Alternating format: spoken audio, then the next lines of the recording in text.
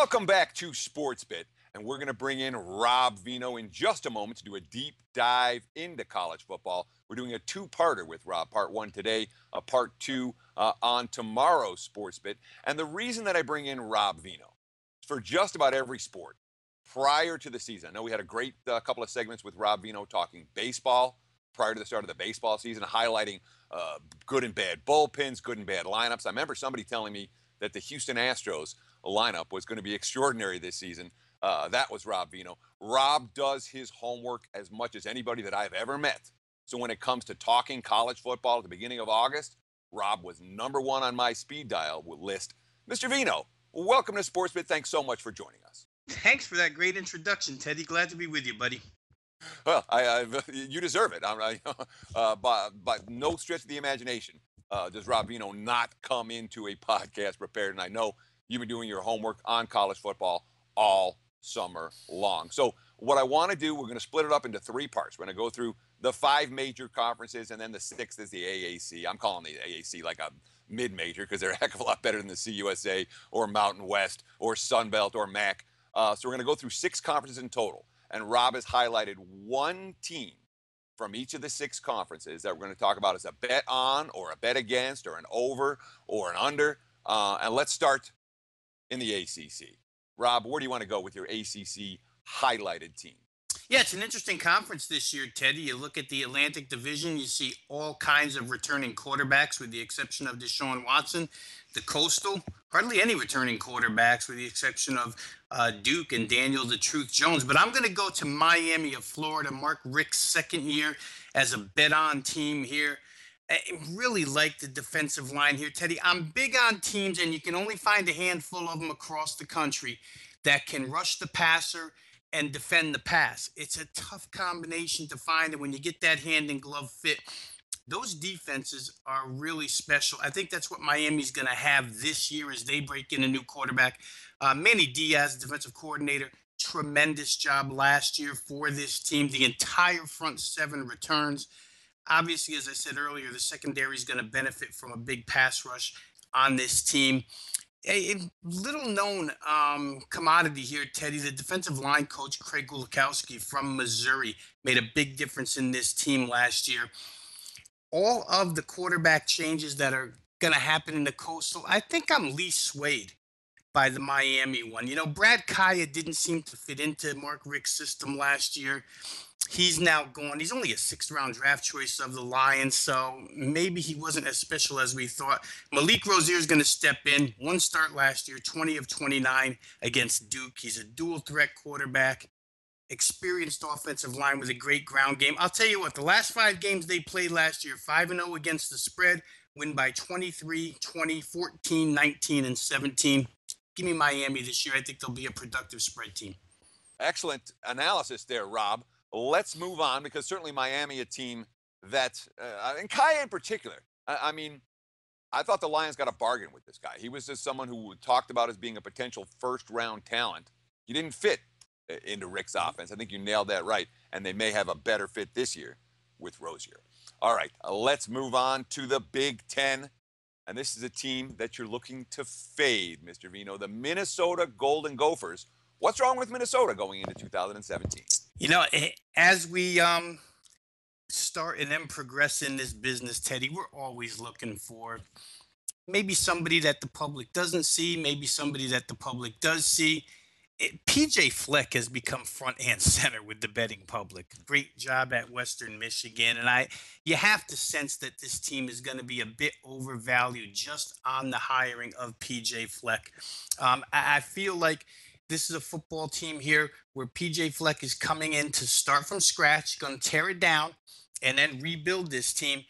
Remember, he's not here, Teddy, to come in and take what's handed to him, grab 7 wins, and go to a bunch of minor bowl games. This guy has grand visions of winning division titles, winning conference titles, and going to bigger bowl games. So things are going to be torn down. Recruiting is going to be different around Minnesota. And while a lot of players accept it, a lot don't like it. I think this is the weeding out process for Minnesota this year. I think that the system changes are going to be a little difficult for this team. Let's face it, this is going to be the third offensive system in the last 3 years. And when you go through them, Teddy, these are drastic changes. 3 years ago, Jerry Kill. We know what that's all about. Last year, they hired University of Louisiana Lafayette Jay Sawville to come in here and run this offense. It didn't work. Now this year, you got PJ Fleck's offense. Three different offenses, 3 different years. A team that's not that good offensively to begin with. Mitch Leidner now out at quarterback. They're going through a new quarterback phase. I think they're overvalued. Give me the opposite of whoever Minnesota's playing on most occasions this year, and I'll be a happy guy. And it's so funny, Rob, because every year you see the same thing in college football. The coach who just got hired gets a ton of hype. The coach who's actually had a year or two to install his game plan and get his players recruited and get his teams up to speed, they don't get as much hype. I like to look for second and third year college head coaches a lot more than I like to look for first year college head coaches when it comes to bet on situations. One more conference to go through with Rob Veno today. Of course, we'll have part 2 of this deep dive tomorrow. Rob, let's go to the Big 12. What's your highlighted team in this conference? Hey, how about we go to the oldest coach in America, Bill Snyder, right? Kansas State, Teddy. When you look over this conference, there's certain directions you could go, and we're singling out one team here per conference in this podcast. But there are other options in these conferences. I happen to like Kansas State in this one because of the improvement on the offensive side of the football. You know, it's a team that still plays a little different, more methodical than what college football is played at pace-wise nowadays. However, this year, dual threat quarterback Jesse Ertz, he's going to benefit from an improved wide receiving core. This team made it a focal point beginning in the spring to improve their aerial attack to go with a real good ground game. There's a ton of returnees across this offense, Teddy, as far as offensive line, running backs, and of course, Ertz, the big name at quarterback. They went out, they imported a Cal transfer named Carlos Strickland to play wide receiver, 6'4" kid out of the Bear Raid offense to try and move the ball vertically down the field more. I like that because if Kansas State improves point-wise, production on the scoreboard, then they're going to cover even more games. The defense was sound last year, totally intact again for the most part this year. You know, last season, this team, if you take their yards per carry margin from offense and defense, they're plus 1.6 yards per carry. They rushed for 5.3. They only allowed 3.7. It's a pretty good football team at the point of attack. 6 of 9 Big 12 opponents last year couldn't score over 27 points against this Kansas State defense. I'd expect this improved offense to make games closer. The 3 games where they allowed over 27, they didn't cover any of them. But if they can score more this year, I bet you they reverse 2 of those 3 results. 8-5 last year with a limited offense. I don't think they're going to be priced much differently this season, Teddy. There's plenty of teams to look at in the Big 12 rather than K-State. They're kind of the mundane team.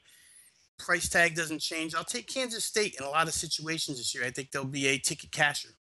Yeah, and of course, Bill Snyder's track record with a senior quarterback, an experienced senior quarterback, has been very, very good over his 26 years on the job at Kansas State. Rob Veno, I know the folks out there can find you at Rob Veno Sports. They can find you at sportsmemo.com. What do you want to promote? And tell me about your Twitter account. Well, certainly a Twitter, just go to Rob Veno 1. You can find whatever we tweet there. Certainly, as far as promotional stuff goes, Teddy, for the season, we'd love to promote the website, Rob Veno Sports, much more of a statistical site than others. You can get good numbers there if you're looking to do your own handicapping. And, of course, plays available there, but most certainly sportsmemo.com, where you'll find daily stuff in all major sports every single day. So sportsmemo.com, robvenosports.com. Rob Veno, thanks so much for joining us for part 1 of this segment. We'll have part 2 on tomorrow's deep dive. We break down the Pac-12, the SEC, and the AC right here on Sports. Wrapping it up. Very good, Rob Veno. Part 2 tomorrow. So he likes Miami, K-State, and he's down on Minnesota. Fleck's a hell of a coach. It might take a while, though. He's an acquired taste. Let's just say that with his antics. But a hell of a coach. Here it is. Football, baby. Hall of Fame game Thursday. Big move on the total already. We'll get to that coming up tomorrow. But our first football play, back to Minnesota. Teddy, what are we doing? Yeah, let's take a look at game number 135.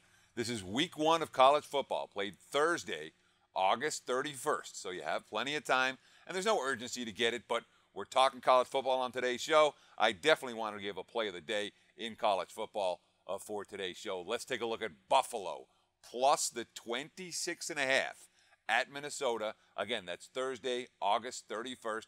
We got the anti-Gophers, plus Lance Leopold's Bull Squad. Last year, they were the least experienced team in the MAC. That's not the case in 2017. They got 68 career starts back on the offensive line and a competent dual-threat quarterback in Tyree Jackson, who's been raising some eyebrows.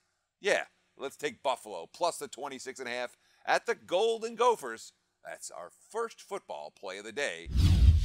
Hey, guys, for the full video, go to sbrpicks.com. Hey guys, thanks for tuning in to our channel.